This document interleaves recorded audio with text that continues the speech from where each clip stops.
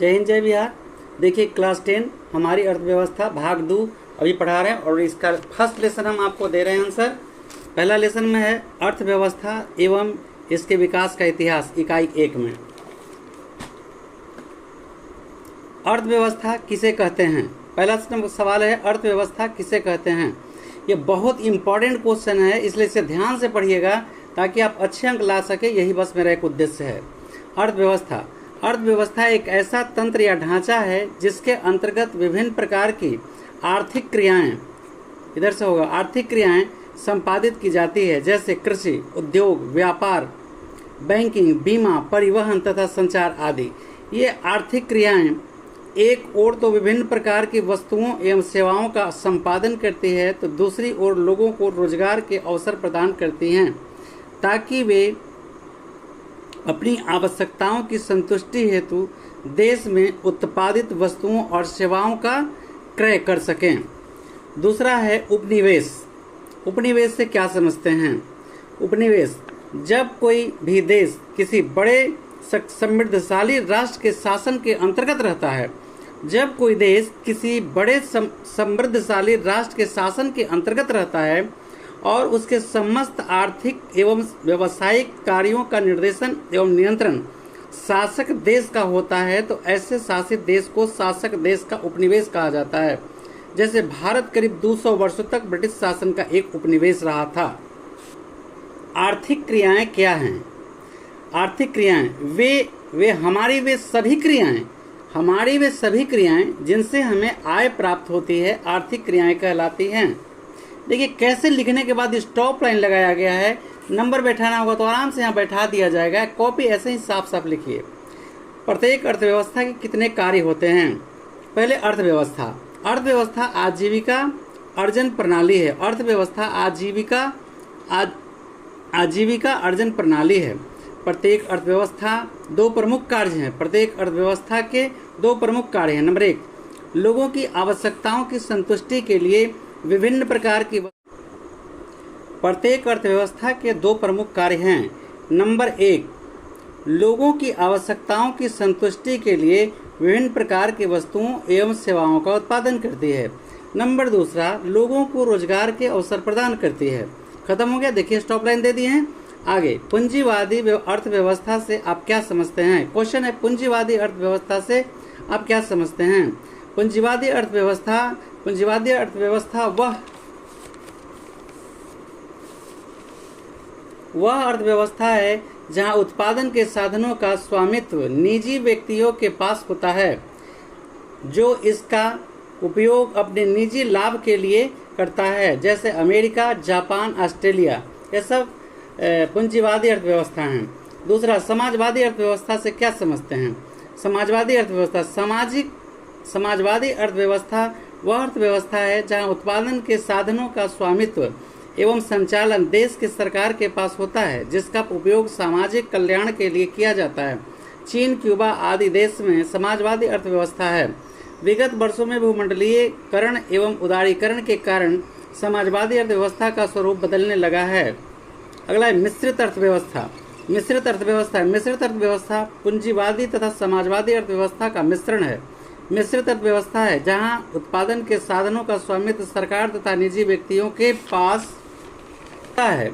भारत में मिश्रित अर्थव्यवस्था है। यह अर्थव्यवस्था पूंजीवादी एवं समाजवादी के बीच का रास्ता है।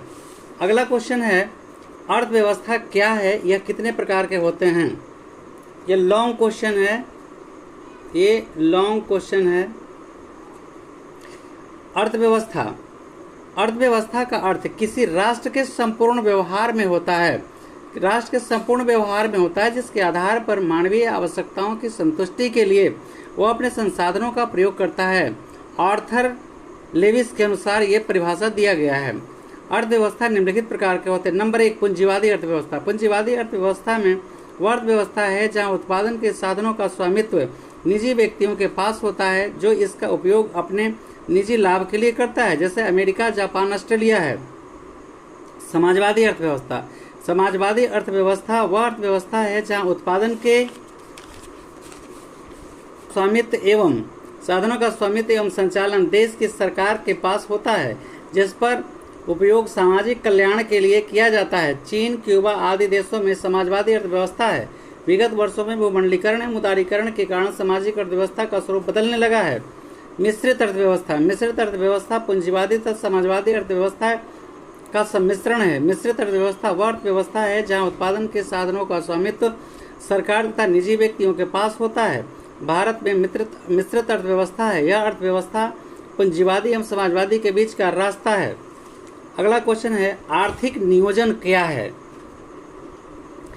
आर्थिक नियोजन मतलब इकोनॉमिक प्लानिंग। आर्थिक नियोजन का अर्थ एक समयबद्ध कार्यक्रम के अंतर्गत पूर्व निर्धारित सामाजिक एवं आर्थिक उद्देश्यों की पूर्ति के लिए अर्थव्यवस्था में उपलब्ध साधनों का नियोजन एवं समन्वय करना है। निश्चित राशि एवं निश्चित समय के अनुसार कार्य को पूरा करना भी आर्थिक नियोजन है।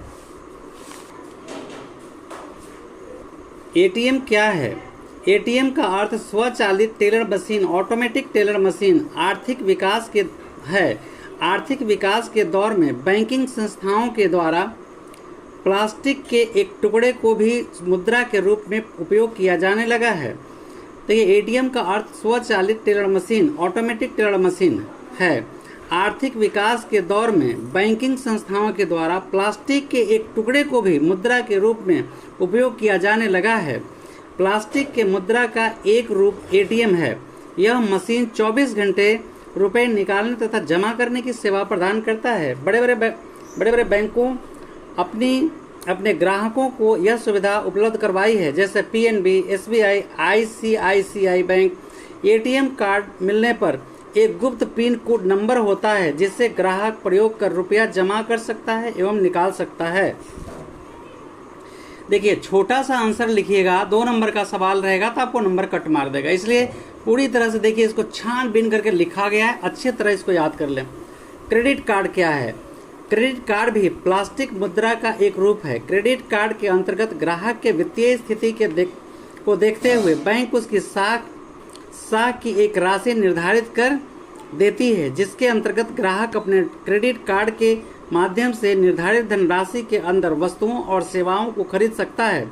विश्व में प्रचलित credit card VISA, visa, master card, American express इत्यादि है जो पूरे विश्व में प्रचलित है। डेबिट कार्ड क्या है? बैंक द्वारा अपने ग्राहकों को जारी किया गया एक प्लास्टिक का कार्ड है जिसके द्वारा ग्राहक अपनी बैंक में जमा राशि का उपयोग करता है। यह आर्थिक विकास की महत्वपूर्ण प्रक्रिया माना जाता है। वस्तु विनिमय प्रणाली क्या है? वस्तु से वस्तु की लेन देन की प्रक्रिया वस्तु विनिमय प्रणाली कहलाती है। जैसे तेल के बदले अनाज, अगर दुकानदार के यहाँ से हमको तेल चाहिए तो उसको बदले में अनाज देना पड़ेगा, मजदूरी जो किया उसके बदले में अनाज देना पड़ता है। पुराने समय में यह रिवाज पूर्ण प्रचलित थे, लेकिन जब से मुद्रा का विकास हुआ है तब से लगभग यह प्रचलन अब शून्य ही माना जा सकता है। मौद्रिक विनिमय क्या है? आर्थिक विकास के दौर में जब मुद्रा का प्रचलन हुआ तब से वस्तुओं और सेवाओं के बदले मुद्रा दिया जाने लगा। इसके द्वारा सही श्रम का उचित मजदूरी, सेवा के उत्तम मजदूरी मिलने लगा और आज यह तो प्लास्टिक मुद्रा के रूप में एटीएम तक विकसित हो गया। अगला क्वेश्चन है, प्रश्न, कोड बैंकिंग प्रणाली क्या है? कोड बैंकिंग प्रणाली, इस प्रणाली के अंतर्गत मात्र एक संकेत से एक व्यक्ति के खाते से दूसरे व्यक्ति को उसी बैंक के माध्यम से पैसा का हस्तांतरण ट्रांसफर किया जाता है। देखिए, आर्थिक नियोजन बहुत इंपॉर्टेंट है और हम छोटा में आपको दे दिया और थोड़ा सा हम फिर से पढ़ दे रहे हैं। आर्थिक नियोजन का अर्थ एक समयबद्ध कार्यक्रम के अंतर्गत पूर्व निर्धारित सामाजिक एवं आर्थिक उद्देश्यों की प्राप्ति के लिए अर्थव्यवस्था में उपलब्ध साधनों का नियोजन समन्वय उपयोग किया जाता है। निश्चित राशि एवं निश्चित समय के अनुसार कार्य को पूरा करना ही आर्थिक नियोजन कहलाता है। थोड़ा सा इधर भी है, योजना आयोग के अनुसार आर्थिक नियोजन का अर्थ राष्ट्र की प्राथमिकताओं के अनुसार देश के संसाधनों का विभिन्न विकासात्मक क्रियाओं के प्रयोग करना है। भारत में आर्थिक विकास के श्रेय नियोजन को दिया जाता है। अब है, नियोजन का उद्देश्य बताएं। भारत में नियोजन का मुख्य उद्देश्य देखिए इसको पॉइंट आउट करेंगे, ये तो हम बिना पॉइंट आउट करे लिख दिए हैं, नज़र ध्यान नहीं आ पाया था। भारत में नियोजन का मुख्य उद्देश्य है डैश, ये नंबर 1 होगा। आर्थिक विकास की दर को बढ़ना, नंबर 2 होगा। सब नीचे 1 2 3 4 लिखिएगा। कृषि एवं उद्योग का आधुनिकीकरण करना, नंबर 3 होगा। आत्मनिर्भरता का प्राप्त करना, नंबर 4 होगा। सामाजिक न्याय को बढ़ावा देना। इसके बाद अगला क्वेश्चन है, योजना आयोग का गठन कब हुआ? इसके अध्यक्ष कौन होते हैं? भारत में योजना आयोग का गठन 15 मार्च 1950 को किया गया। योजना आयोग के अध्यक्ष प्रधानमंत्री होते हैं। इसके 8 सदस्य होते हैं जो कार्यभार की देखरेख करते हैं। देखिए ये बहुत इंपॉर्टेंट क्वेश्चन है। राष्ट्रीय आय और प्रति व्यक्ति आय ये हमेशा आते रहता है, ठीक है। राष्ट्रीय आय को आर्थिक विकास का एक प्रमुख सूचक माना जाता है। राष्ट्रीय आय को आर्थिक विकास का एक प्रमुख सूचक माना जाता है। किसी देश में एक वर्ष की अवधि में उत्पादित सभी वस्तुओं एवं सेवाओं के मौद्रिक मूल्य के योग को राष्ट्रीय आय कहा जाता है। मतलब तमाम साधनों से उपलब्ध आय को, कुल देश के एक वर्ष में उपलब्ध तमाम साधनों से जो आय होती है उन सब के योग को राष्ट्रीय आय कहते हैं। सामाजिक मान्य तौर पर जिस देश की राष्ट्रीय आय को कहा जाता है। फिर से एक बार देखिए, राष्ट्रीय आय को आर्थिक विकास की एक प्रमुख सूचक माना जाता है। किसी देश में एक वर्ष की अवधि में उत्पादित सभी वस्तुओं एवं सेवाओं के मौद्रिक मूल्य के योग को राष्ट्रीय आय कहा जाता है। सामान्य तौर पर जिस देश का राष्ट्रीय आय कहा जाता है, सामान्य तौर पर जिस देश का राष्ट्रीय आय अधिक होता है वह देश विकसित कहलाता है और जिस देश का राष्ट्रीय आय कम होता है वह अविकसित कहलाता है। प्रति व्यक्ति आय, ये भी इम्पोर्टेंट क्वेश्चन है। प्रति व्यक्ति आय आर्थिक विकास की माप करने के लिए प्रति व्यक्ति आय को सबसे उचित सूचकांक माना जाता है। प्रति व्यक्ति आय देश में रहते हुए व्यक्तियों की औसत आय होती है। राष्ट्रीय आय को देश की कुल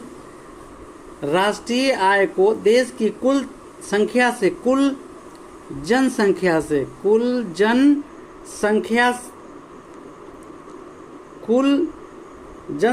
दो बार हो गया। देखिए यहाँ से फिर से, आर्थिक विकास की माप करने के लिए प्रति व्यक्ति आय को सबसे उचित मूल्य सूचकांक माना गया है। प्रति व्यक्ति आय देश के रहते हुए व्यक्तियों की औसत आय होती है। राष्ट्रीय आय को देश की कुल जनसंख्या से भाग देने पर जो भागफल प्राप्त होता है वही प्रति व्यक्ति आय कहलाता है। और भी इसका विस्तार रूप में और दिया गया है।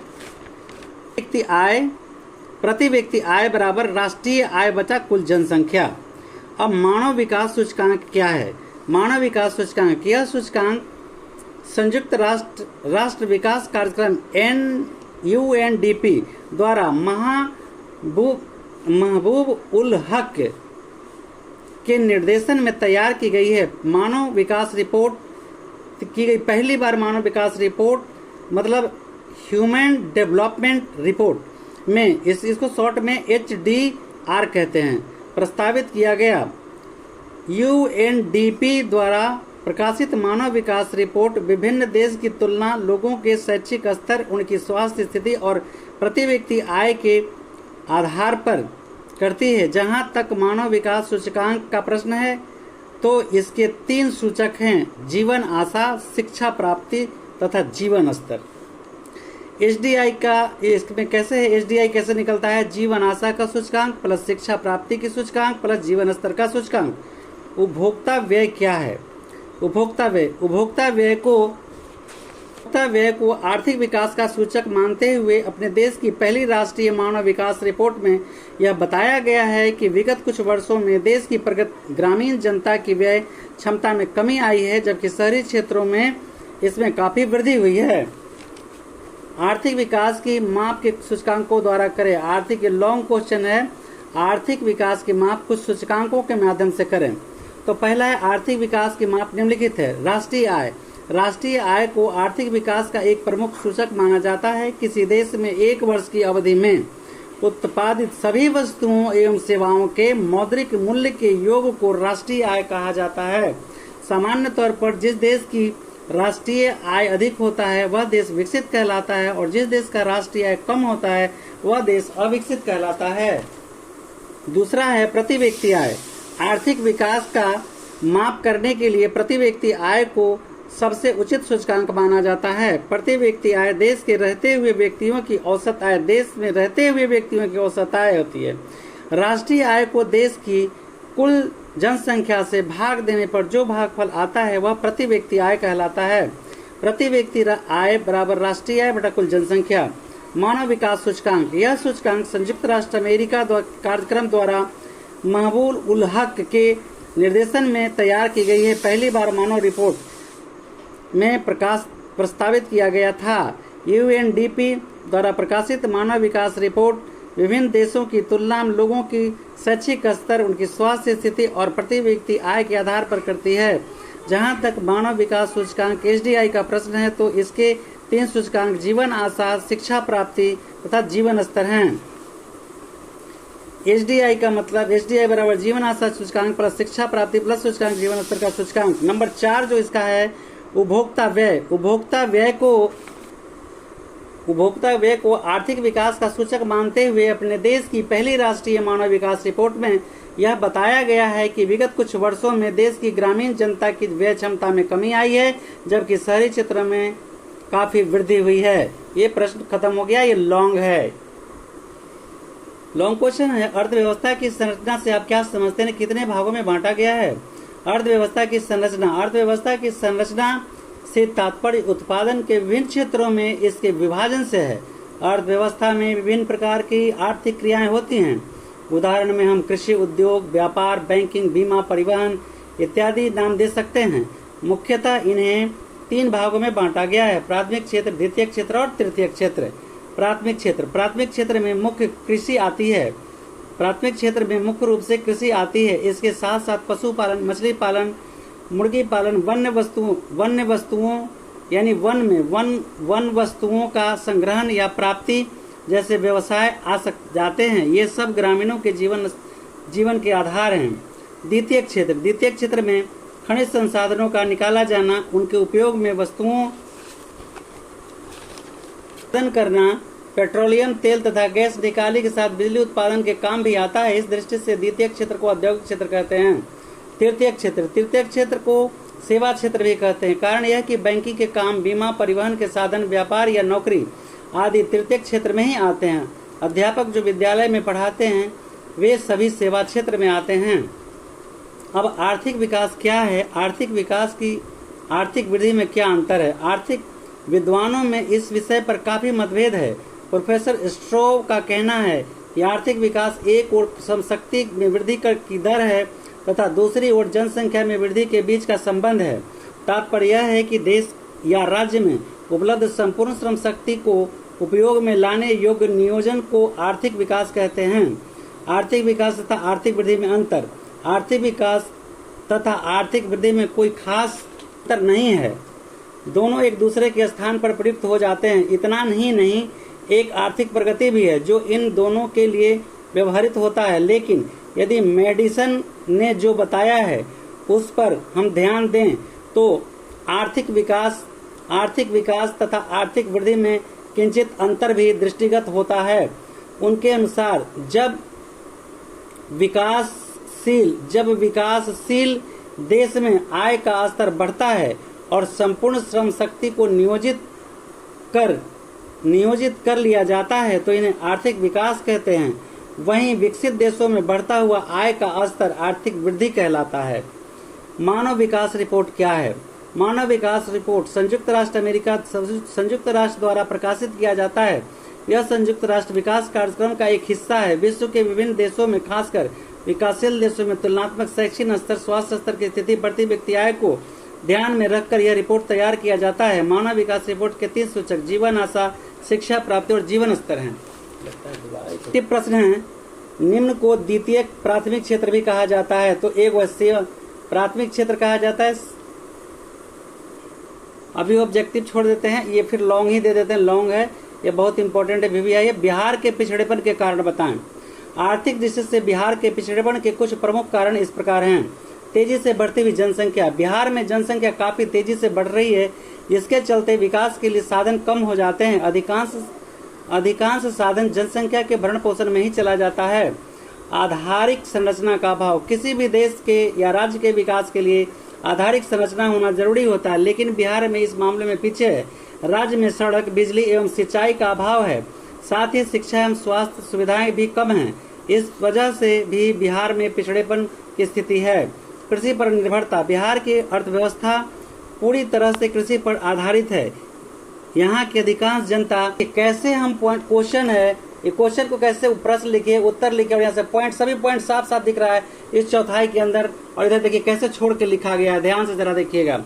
तो फिर से देखते थे, कृषि पर निर्भरता, बिहार की अर्थव्यवस्था पूरी तरह से कृषि पर आधारित है।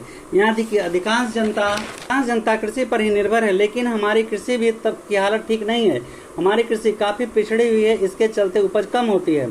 बाढ़ तथा सूखा से क्षति, बिहार में खासकर उत्तरी बिहार में नेपाल से आए जल से बाढ़ आती है तो साल या कम अधिक बाढ़ का आना बिहार में तय होता है। पिछले साल 2008 में कोसी बांध का प्रलय सामने मचा रखा है, इसके कितने जान माल की क्षति हुई है। इस साल 2009 में नेपाल से आए हुए जल से बागमती नदी में बाढ़ देखने को मिलता है। इसके आसपास इलाके सीतामढ़ी, दरभंगा, मधुबनी एवं आदि जगहों पर फसलें काफी बर्बाद हुई। भूसूखे की मार भी दक्षिणी बिहार को झेलना पड़ता है। इससे हमारे किसानों की अकाल जैसी स्थिति सामने पड़ती है। औद्योगिक पिछड़ेपन, किसी भी देश का या राज्य के लिए औद्योगिक का विकास जरूरी है, लेकिन बिहार में औद्योगिक विकास कुछ दिखता ही नहीं है। यहाँ के सभी खनिज क्षेत्र में बड़े उद्योग तथा प्रतिष्ठित या अभियांत्रिकी संस्थाएं सभी झारखंड चले गए। इस कारण बिहार में कार्यशील औद्योगिक इकाइयों की संख्या नगण्य रह गई है। छठा नंबर में गरीबी, बिहार एक ऐसा राज्य है जहां गरीबी का भार काफी अधिक है। राज्य में प्रति व्यक्ति आय राष्ट्रीय औसत आय के आधे से भी कम है। इसके चलते भी बिहार पिछड़ा हुआ है। बिहार में भी निर्धनता का कुचक्र पड़ा हुआ है। खराब विधि व्यवस्था, किसी भी देश की राज्य के लिए शांति एवं सुव्यवस्थित रहना जरूरी है, लेकिन बिहार में वर्षों तक कानून व्यवस्था कमजोर स्थिति में थी, जिसके चलते नागरिक शांतिपूर्ण उद्योग नहीं चला पा रहे थे। इस तरह खराब विधि व्यवस्था भी बिहार के पिछड़ेपन के मुख्य कारण थे। 8वां नंबर, कुशल प्रशासन का अभाव, बिहार की प्रशासनिक स्थिति ऐसी हो गई है जिससे पारदर्शिता का अभाव है। अगर कोई व्यक्ति, पूंजी के अभाव वाले व्यक्ति लोन लेने जाते हैं तो लोन देने के जगह पर उनके लिए रिश्वत मांगी जाती है। अगर लाखों की ऋण है तो कम से कम 20,000 अनुमानतः उन्हें रिश्वत के रूप में देना पड़ता है। इस सब चीज पर ध्यान करना चाहिए और प्रशासनिक विभाग को पूर्ण रूप से ईमानदारी पूर्वक सर्विस देना चाहिए। अगला क्वेश्चन है, बिहार के पिछड़ेपन के दूर करने के उपाय बताएं। उत्तर है, पूर्व राष्ट्रपति डॉक्टर APJ अब्दुल कलाम ने कहा कि विकास के बिना भारत का विकास संभव नहीं है। बिहार एक ऐसा बड़ा राज्य है और इसके विकास की गति में तेजी आने से भारत की विकास भी संभव होगा। बिहार में पिछड़ेपन के दूर करने के निम्नलिखित उपाय हैं। जनसंख्या पर नियंत्रण, राज्य में तेजी से बढ़ती हुई जनसंख्या पर रोक लगाया जाए। परिवार नियोजन कार्यक्रम लागू किया जाए तथा इन्हें प्रोत्साहन दिया जाए। कृषि का तेजी से विकास, बिहार में कृषि ही जीवन का आधार है, अतः कृषि में नए यंत्रों का प्रयोग किया जाए। उत्तम खाद, उत्तम बीज का प्रयोग किया जाए ताकि उत्तम से उपज में वृद्धि लाई जा सके। इस प्रकार कृषि का तेजी से विकास किया जा सकता है। बाढ़ एवं नियंत्रण, बाढ़ के विकास में बिहार के विकास में बाढ़ एक बहुत बड़ा बाधक है।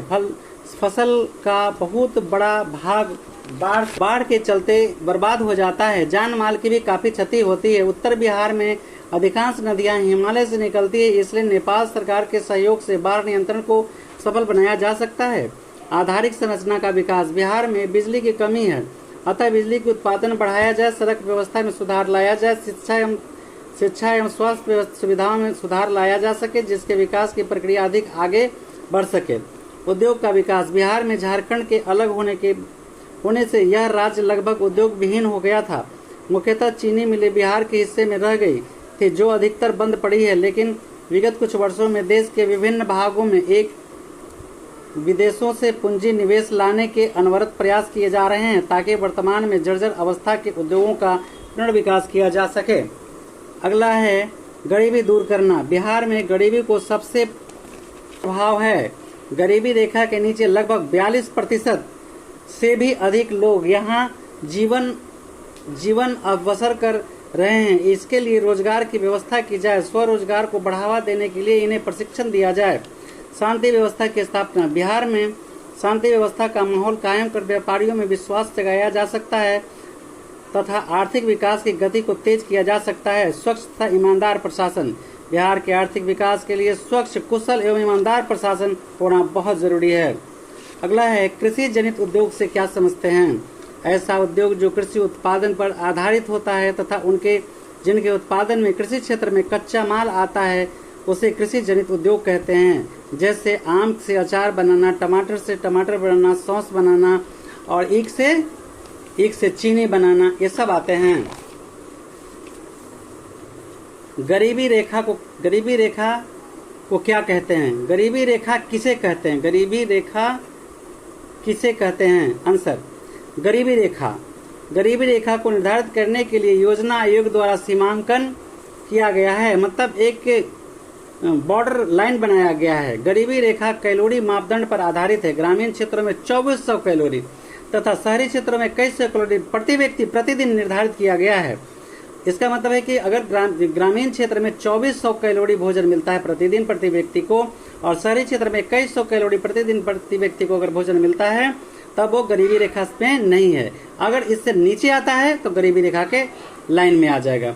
प्रतिदिन निर्धारित किया गया। अर्थशास्त्र में गरीबी की माप की यह एक काल्पनिक रेखा है जो इस रेखा से नीचे के लोगों को गरीबी रेखा के नीचे माना जाता है। Below poverty line, BPL, below poverty line माना जाता है। इसे संक्षेप में BPL कहते हैं। देखिए ये नरेगा क्या है? नरेगा और मनरेगा एक ही है। नरेगा या मनरेगा, मनरेगा आएगा मनरेगा तो वो भी यही है। नरेगा या मनरेगा क्या था? अगर मनरेगा रहेगा तो यहाँ आगे M जुड़ जाएगा, बस ये हो जाएगा MGREGA।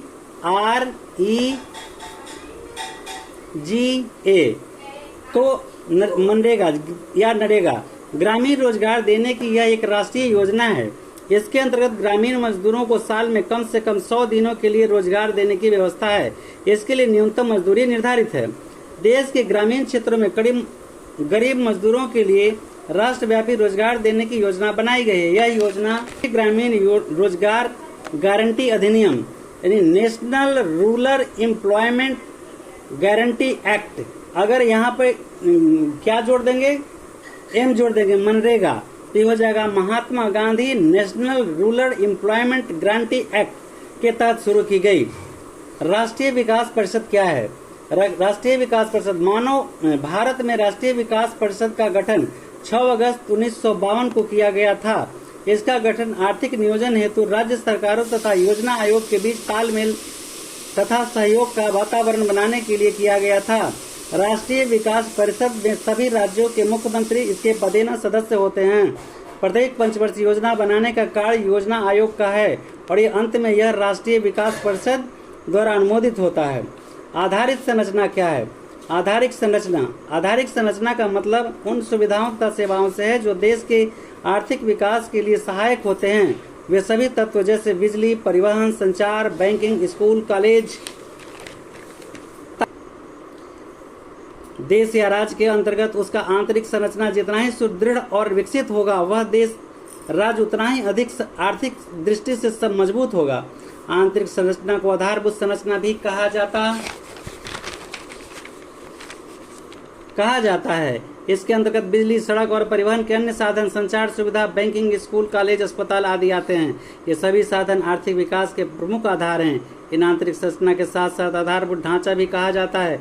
आंतरिक संरचना जितना विकसित होगा देश और राज्य उतना ही विकसित होगा। इस तरह से आपका ये खत्म हो गया है। ऑब्जेक्टिव 4 को क्वेश्चन है देते हैं। देखिए कुछ ऑब्जेक्टिव आंसर हैं विकल्प चुनने वाला। निम्न को प्राथमिक क्षेत्र कहा जाता है तो कृषि होगा। इनमें कौन सा देश मिश्रित अर्थव्यवस्था है? भारत होगा। भारत में योजना आयोग का गठन कब हुआ? 15 मार्च 1950। जिस देश का राष्ट्रीय आय अधिक होता है वह देश कहलाता है विकसित। इनमें से किसे पिछड़ा राज्य कहा जाता है? बिहार को। इस तरह से पूरा आंसर आपका समाप्त हुआ। अच्छी तरह याद कर ले, ये बहुत इंपॉर्टेंट लेसन है और आंसर जैसे उपलब्ध होगा हम आप तक पहुंचाने का प्रयास करेंगे। जय हिंद, जय बिहार। बहुत सारी शुभकामनाएं आप सभी को।